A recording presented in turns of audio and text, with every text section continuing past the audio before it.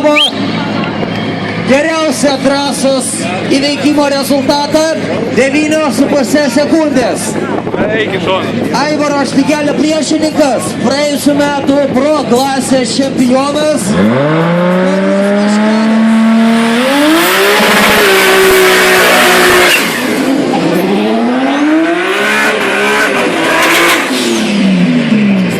Čia kažkas bus tokio.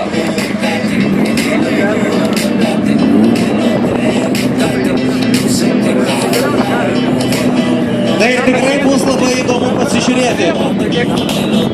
Ar pavyks Aivarui Štikeliui pagerinti šios dienos rezultatą 9,5 sekundės.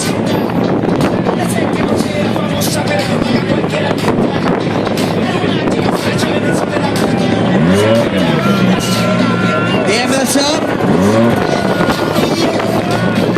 Dėmesio!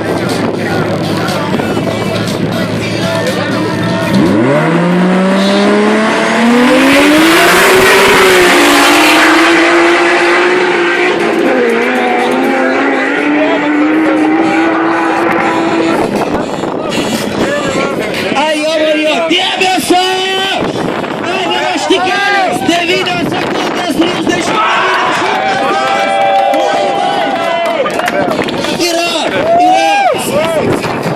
Nerealu! Iki absoliutaus Lietuvos rekordo.